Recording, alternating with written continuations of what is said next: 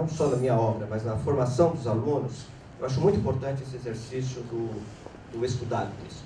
Né? Quer dizer, o texto é para ser estudado, o texto não é para ser só lido. Né? Agora, acho que também aprendi várias outras questões que foram muito importantes na minha formação e que eu vou apenas citar, porque eu acho que elas impregnaram, de certo modo, o meu trabalho de investigação e o meu trabalho de formação de alunos. Então, quando eu falo obra, né, conversar com o autor, eu acho que o autor, para mim, não é só aquele que investiga, publica e dissemina conhecimento produzido, mas também ele imprime uma certa marca nos seus alunos, nos seus orientandos. Né? Quer dizer, a minha grande satisfação é que a maior parte dos meus orientandos, o Fernando é um deles, mas há vários aqui, eu aprendi muito com meus orientandos. O Fernando, eu vou dizer o que eu aprendi.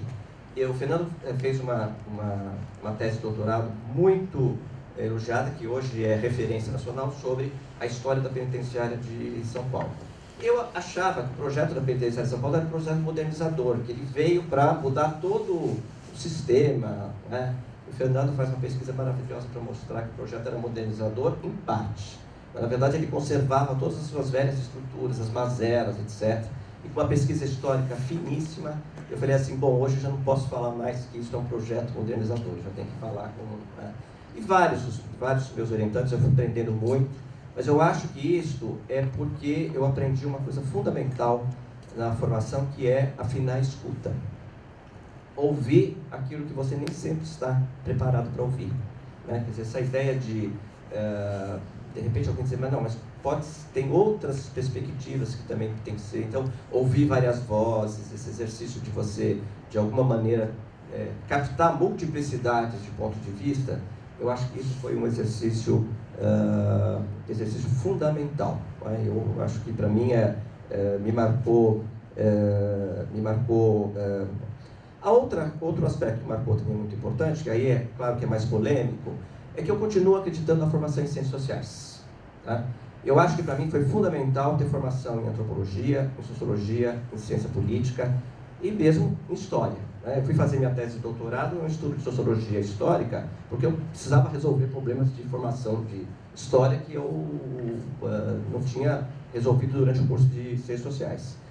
Então, eu continuo acreditando nisso. Eu acho que essa possibilidade de transitar por diferentes olhares, diferentes perspectivas metodológicas, por conceitos que muitas vezes são, vamos dizer, situados de modo diferentes, diferentes recursos disciplinares, para mim continua sendo muito importante. Né? Então, eu não tenho, por exemplo, mesmo na minha formação, eu sou muito, quer dizer, eu sou sociólogo. Né? Eu me vejo como sociólogo, o meu foco é sociedade e mudanças sociais. Né? Acho que a tarefa do sociólogo é decifrar mudanças sociais, né? O curso das mudanças. E eu acho que para isso é fundamental ter uma sólida formação antropológica, uma sólida formação em ciência política, mas toda a minha formação é uma formação de sociólogo. Né? Então eu acho que um aluno que tem essa formação sociológica, ele tem que, no mínimo, dominar aquilo que é fundamental na formação sociológica, os clássicos contemporâneos. Agora, ao mesmo tempo, aprender a dialogar com as suas outras disciplinas. Né?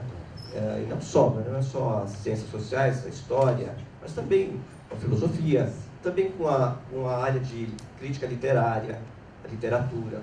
Não é? É fundamental circular e ter esta formação, que eu diria, ela não é uma formação eclética, mas ela é uma formação que enriquece e redimensiona o tratamento dos objetos. Né? Bom, a outra coisa que para mim também foi muito importante, que eu acho que isso também é muito forte no meu trabalho, é o exercício da construção do problema sociológico de investigação. Eu aprendi com meus mestres a diferença entre problema social e problema sociológico. Eu acho que esse exercício de construir adequadamente o problema de investigação sociológica e procurar possíveis respostas, tanto na literatura, tanto nas explicações correntes, né? Eu acho que foi um exercício também fundamental. E eu sempre, quando eu estou começando um projeto, a primeira pergunta é, mas por que isso é um problema? Por que ele é um problema sociológico? Né? Quer dizer, como é que a literatura, de alguma maneira, procurou responder ou não responder? Né? Então, isso também foi extremamente importante. Outro aspecto que também para mim foi muito importante é a não separação entre teoria e fundamentação empírica. Eu acho que a teoria é fundamental, o refinamento teórico é fundamental para que você possa refinar o seu olhar, não é? A sua argumentação, mas eu acho que pesquisa teórica sem um lastro na investigação empírica, para mim, é um pouco insatisfatório, pelo menos para mim, pessoalmente. Eu não tenho nada que haja pessoas que tenham extrema vocação teórica e se dediquem à investigação teórica. Mas eu, pessoalmente, acho que a sociologia me ensinou que é fundamental ter uma boa formação teórica e metodológica para poder refinar a compreensão dos problemas sociais, dos problemas sociológicos concretos. Também acho muito importante a formação metodológica. Método, para mim, não se reduz à aplicação de técnicas. Método, para mim, é um certo modo pela qual se dão as relações de sujeito e objeto do conhecimento, na sua enorme complexidade, né? A técnica é parte, né? Mas não é o método, né? Então, isso eu também faço muita questão. E algo que também foi muito importante na minha formação é a articulação entre problema social, problema sociológico, os conceitos fundamentais, que são as ferramentas para que eu possa compreender sociologicamente a realidade, o desenho metodológico, o plano de análise e a expectativa de resultados. Eu sempre penso nessa articulação. Se não deu certo, é porque a investigação apontou caminhos diferentes ou porque a formulação inicial estava equivocada, né? Então, acho isso muito importante. Bom, e também aprendi, como eu já disse, a afinar o ouvido, né? E ter aqui uma certa atitude, eu diria assim, antropológica, né? Uma vez perguntaram para a professora Gioconda Mussolini, que aliás vai completar 100 anos, né? Perguntaram para a professora, qual é a diferença entre economista, sociólogo e antropólogo? Ela disse assim, ó, o economista chega numa comunidade, aplica um questionário, recolhe, faz os gráficos, as tabelas, etc, etc, e tem o resultado da pesquisa. O sociólogo chega numa comunidade, faz as entrevistas, ouve, anota. Depois vai no gabinete e fica esperando o estado de Vieira. A hora que dá o estado de Vieira, ele reorganiza, né? E o antropólogo chega na comunidade, senta e espera acontecer. Então, eu acho que também tem um pouco essa expectativa de que sentar e esperar acontecer faz parte também da investigação sociológica. Bom, eu estou falando isso porque eu acho que isso foi fundamental na minha formação. Eu devo isso aos meus mestres, né? Eu acho que isso está muito presente na minha obra, né? Algumas vezes com mais intensidade, muitas vezes com menos intensidade. Eu acho que eu procurei um trabalho de formação de novos pesquisadores, transmitir para eles essa experiência, né? E eu acho que também foi muito importante na minha formação a ideia de que não existem verdades absolutas e definitivas, né? O que significa que a interlocução com outros é fundamental, né? Eu tive a oportunidade, no campo de pesquisa onde eu trabalho, tive a oportunidade de fazer 2 revisões de literatura, né? Uma no início dos anos 90 e 93, foi publicada em 93, publicada no BIP, né? Na época era o Boletim Bibliográfico de Ciências Sociais, e a segunda, que foi em 2010, na publicação aqui que a Ampox editou, Os Horizontes das Ciências Sociais. Então, no volume de Sociologia, eu e o professor César Barretos fizemos um balanço dos estudos sobre a violência no Brasil. E eu quero dizer que eu me sinto muito bem em ler o trabalho dos meus colegas, né, de poder dialogar, de poder conhecer, e fico muito entusiasmado quando eu ouço coisas, quando eu vejo, ouço e leio coisas novas que me permitem, de alguma maneira, rebater o trabalho que eu venho realizando. Eu acho que é isso. O campo de conhecimento sempre é um pouco um misto de acidente, um misto de interesses, né?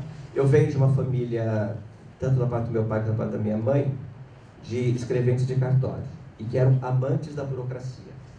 Eles adoravam.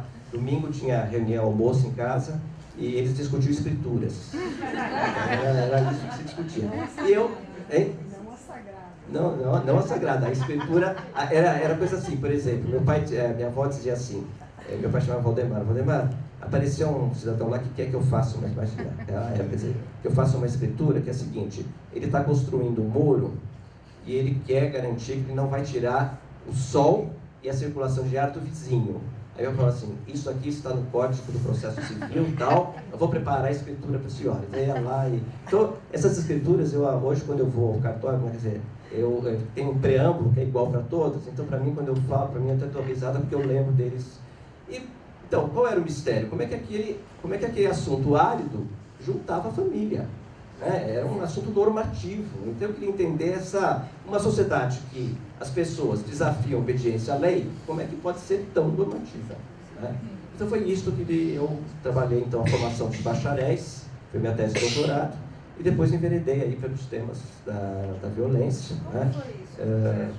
Como foi isso? Como você enveredou? Eu vou explicar. Eu acho que é uma... Aliás, eu estou reeditando... O ano que vem faz 30 anos de defesa de tese e vai sair a... Foi o seguinte, na época que eu era aluno, né, que estava terminando a graduação e pós-graduação, se discutia muito a questão de se o Brasil, quer dizer, se discutia toda a questão da marcha da Revolução Burguesa no Brasil, os desafios, etc.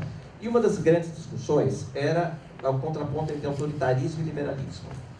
Né? Mas a sociedade brasileira era uma sociedade autoritária e não era liberal. Né? Bom, isso era um lado da questão. Outra questão é que estava surgindo o debate sobre os intelectuais. Né? Me lembro que o Sérgio Misseri tinha acabado de apresentar a tese dele, doutorado, e havia toda uma cogitação, estava se lendo muito Gramsci, né? Os intelectuais orgânicos, os intelectuais tradicionais. Então, qual teria sido o papel dos intelectuais? Afinal de contas, eram liberais ou eram autoritários? Eu fui fazer um estudo, vamos dizer, peguei algumas biografias de intelectuais bacharéis do século XIX. Rui Barbosa, Joaquim Nabuco, etc. Bom, todos eles se identificavam como liberais, mas todos eles tinham contribuído de alguma maneira para vamos dizer, a solidificação do Estado autoritário no Brasil. Como é que é liberal, que é autoritário? Então, o meu problema era explicar esse paradoxo, o autoritarismo e liberalismo. Bom, como é que eu resolvi fazer isso? Bom, eu tenho que estudar a formação desses bacharéis, eu tenho que saber o que eles estudavam, o que eles liam. Né? Então, fui fazer um estudo sobre a Faculdade de Direito, a criação da Faculdade de Direito em São Paulo e o processo de formação dos bacharéis. O meu material fundamental eram as memórias, tinha muitas memórias, né? Fundamentalmente tinha a memória de um ex